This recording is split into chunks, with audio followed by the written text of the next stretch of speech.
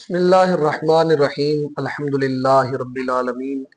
الصلاۃ والسلام علی سید الانبیاء والمرسلین وعلی آلہ الطیبین الطاہرین وعلی آلہ واصحابہ اجمعین۔ حضرات گرامی قدر، آج آپ کے سامنے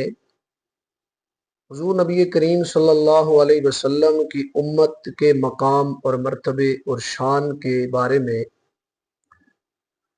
ایک خوبصورت سی احادیث مبارکہ پیش کرنا چاہوں گا۔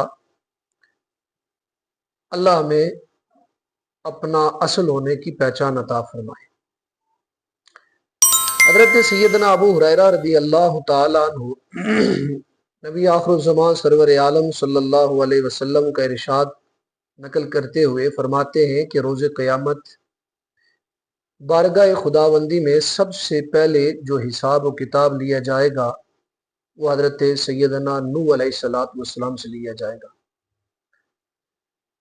حضرت نوح علیہ السلام اور آپ کی امت کو خالق کائنات وہ محشر کے میدان میں کھڑا کرے گا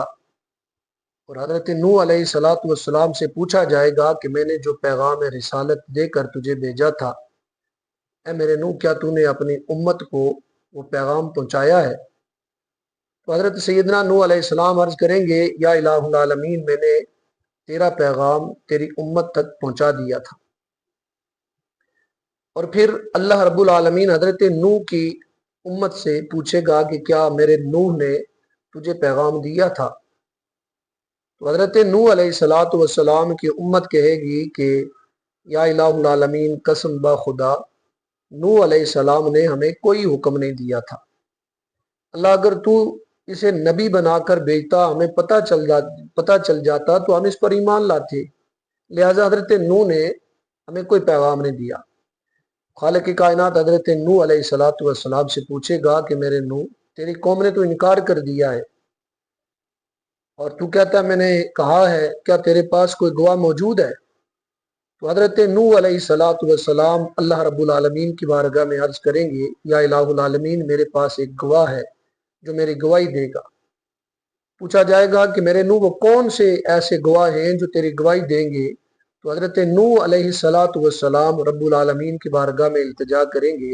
یا الہ العالمین، میں گواہ کے طور پر جناب محمد مصطفیٰ صلی اللہ علیہ وسلم کی امت کو پیش کرنا چاہوں گا۔ حضرات گرامی قدر، حضرت نوح علیہ السلام پھر محمد مصطفیٰ صلی اللہ علیہ وسلم کی امت کو، یعنی میں اور آپ ہم حضور کی امت سے،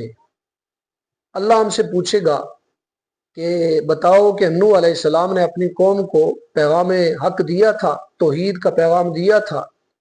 امت مصطفیٰ صلی اللہ علیہ وسلم کہے گی، یا الہ العالمین، بے شک حضرت نوح علیہ السلام نے تیری وحدانیت کا اعلان کرتے ہوئے اپنی قوم کو پیغام دیا تھا۔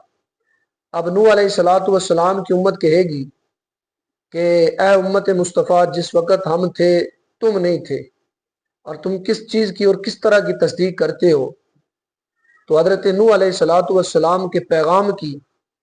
تو حضرت نوح علیہ السلام کی گواہی امت مصطفیٰ دیتے ہوئے فرمائے گی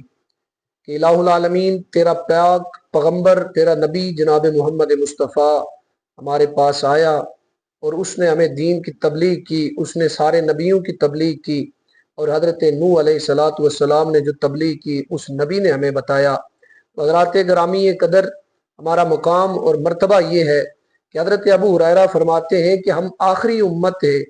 بن کر آئے ہیں، لیکن روز قیامت اللہ رب العالمین ہمیں سب سے پہلے رکھے گا۔ اور قرآن میں رب العالمین جل جلالہ نے یہ اعلان فرما دیا ہے، وَكَذَلِكَ جَعَلْنَاكُمْ أُمَّةً وَسَطًا لِتَكُونُوا شُهَدَاءَ عَلَى النَّاسِ وَيَكُونَ الرَّسُولُ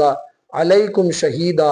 حضرات گرامی قدر، امت مصطفیٰ کا مقام اور مرتبہ یہ ہے کہ بے شک وہ ساری امتوں کے آخر پر آئے ہیں، لیکن اللہ رب العالمین نے انہیں حشر کے میدان میں جو مقام اور مرتبہ عطا فرمایا ہے وہ محمد مصطفیٰ صلی اللہ علیہ وسلم کی نسبت کی وجہ سے تمام انبیاء کی امت سے سر فہرست اور پہلی امت بنا دیا۔